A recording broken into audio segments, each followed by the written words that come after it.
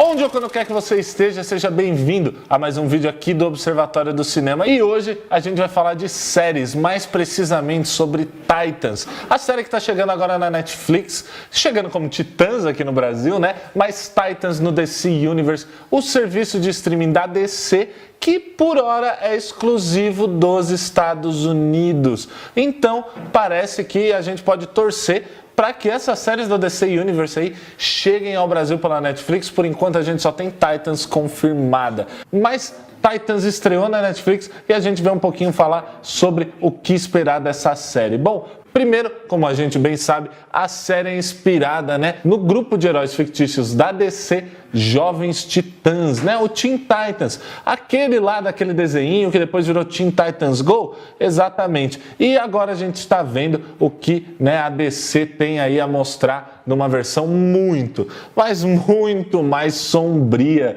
desses heróis. Vale lembrar que a gente está pensando, em Teen Titans, a gente pensa em heróis adolescentes, mas como vocês podem ver aqui, o Robin e a Starfire, a Estelar, eles não são tão adolescentes assim. Então a gente tem uma pegada mais adulta nessa série, tá? Você que é fã do desenho, você que era fã do desenho, melhor dizendo, vai gostar bastante, Porque você amadureceu desde então e os Titãs amadureceram bastante também aqui. Continua a Ravena, E o Mutano um pouquinho ali mais jovens, Se eu não me engano, a Ravena tá ali mais ou menos nos 15 anos, o Mutano também não deve ser muito mais velho do que isso.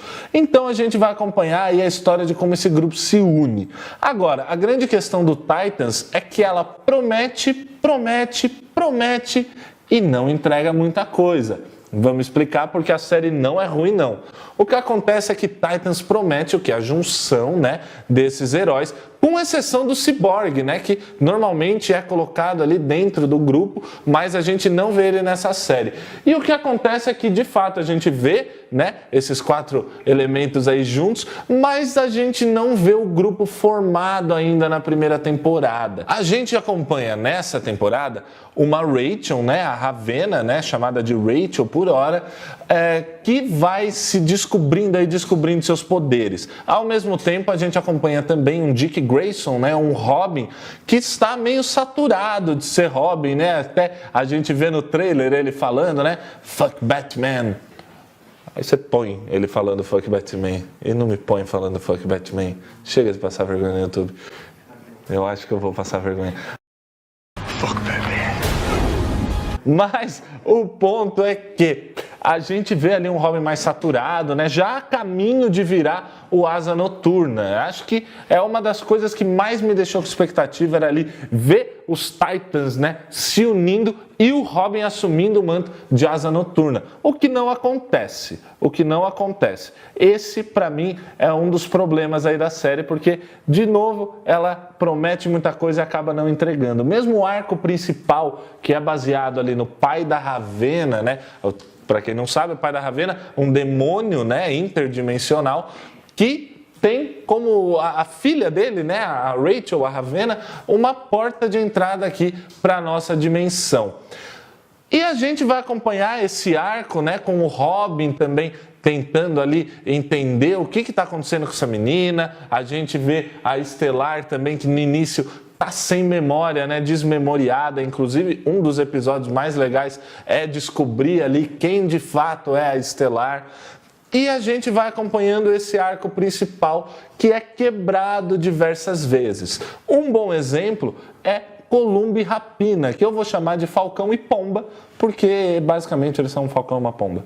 O segundo episódio já quebra, esse início de narrativa que a gente tem para justamente mostrar aí a história, do Falquito e da Pombita. E qual que é o grande problema disso? O problema é que você está esperando continuar a ver, Robin, ver Ravena, a Estelar, o Mutano, que nem aparece direito no primeiro episódio.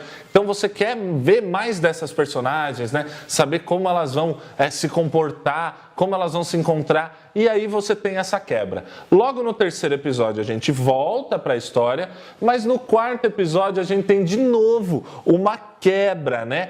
Com a introdução ali da Patrulha do Destino, né? A Doom Patrol, que por acaso vai ganhar série no DC Universe também, com uma formação que a gente já vê um pouquinho dela ali nesse quarto episódio. A gente tem, por exemplo, o Brendan Fraser, né? Que dubla uma das personagens. E aí o elenco também dessa série vai contar com Timothy Dalton, vai ser um elenco bem legal. E a gente vai ver, né? A introdução do personagem Cyborg dentro do Patrulha do Destino e não do Teen Titans. O que nos quadrinhos é mais comum, né? O desenho acabou trazendo o Cyborg, apesar de terem quadrinhos que contam com o Cyborg, mas o desenho que mais acabou trazendo o Cyborg. O Cyborg era muito mais Liga da Justiça, como a gente viu nos cinemas, do que, ou mesmo Patrulha do Destino, do que Jovens Titãs. Essa quebra, ela funciona de uma forma muito engraçada, porque ela me lembra muito o desenho.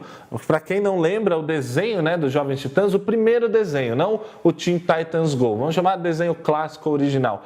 Ele trazia introduções de personagens da DC de uma forma muito interessante. Por quê? Porque ele não tinha um arco de fato a seguir. Quando eles queriam criar um arco, eles faziam parte 1, parte 2, parte 3, até parte 4, mas eram episódios precisos ali. É claro que existia um sofrer de consequências, mas os episódios eram mais soltos assim. Você tinha um monstrinho da semana ali para lidar e não tinha muita reflexão sobre o que tinha acontecido no passado. Mas Titans, live action agora, traz aí essa ideia de que a gente vai ter de fato um arco. E a gente tem de fato um arco, mas infelizmente ele não termina na primeira temporada. Eu acho que esse é um problema. Se você vai gastar episódios com essas quebras, que são boas, tá? A introdução da Patrulha do Destino é legal, o Falquita e a Pombita lá, muito legal, quando mostra inclusive, né, o Falcão e a Pomba, o Falcão e o Pomba, né,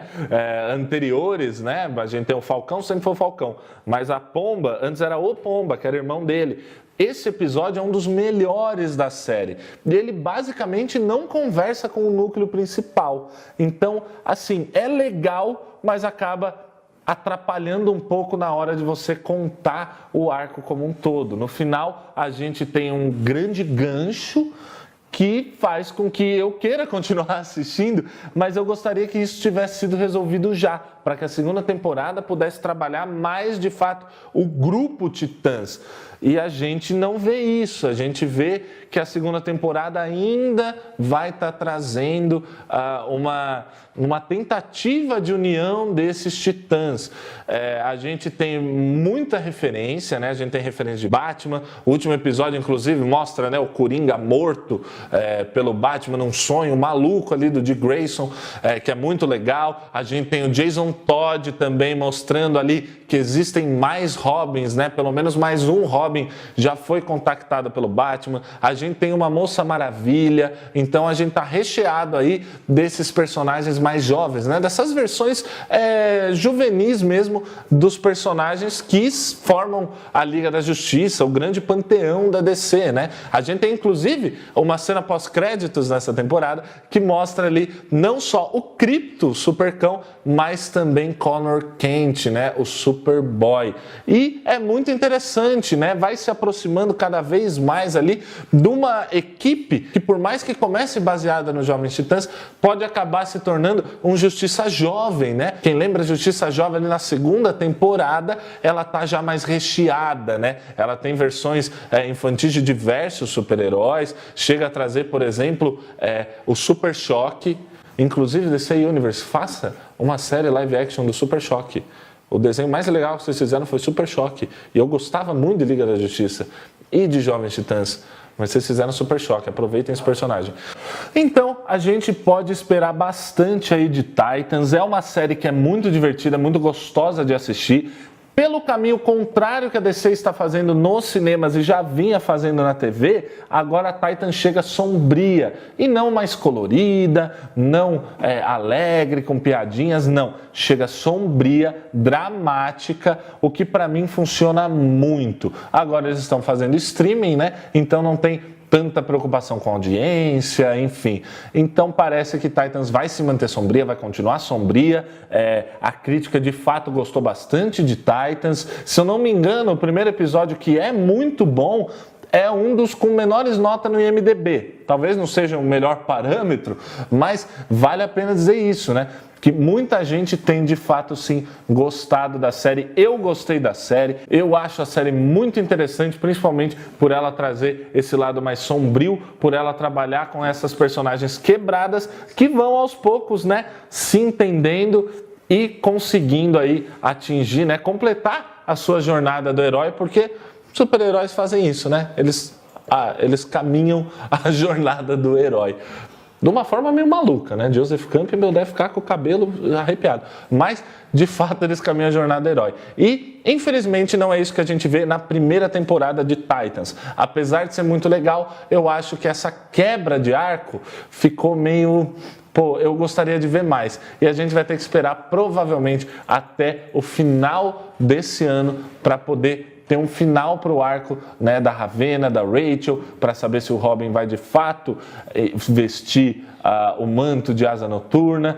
Infelizmente, eles poderiam ter deixado a cena do Connor Kent prometendo uma segunda temporada mais baseada nessas personagens. Mas a gente vai ver uma segunda temporada provavelmente ali ainda baseada no arco da Rachel. Bom, galera, então é isso. Você pode maratonar Titans na Netflix, mas fique sabendo que você talvez se decepcione um pouco com o final, porque ele fica muito aberto. Tirando isso, é uma grande diversão, é entretenimento bacana, uma nova maneira de se pensar os personagens, muito interessante. Principalmente o último episódio, onde a gente tem esse sonho do Dick Grayson mostrando o que aconteceria com Gotham se o Batman perdesse o controle sobre si mesmo. Então, vale a pena assistir Titans, um grande começo aí para o DC Universe, e a gente espera que venha mais, né? Tem Patrulha do Destino, tem Monstro do Pântano, e tomara que a DC Universe consiga aí se firmar como streaming para trazer essas personagens da DC à vida. Inclusive tem terceira temporada de Justiça Jovem, então vamos ficar de olho e torcer para que a Netflix traga mais para cá, né? Porque senão a gente não tem acesso. Mas é isso aí, muito obrigado.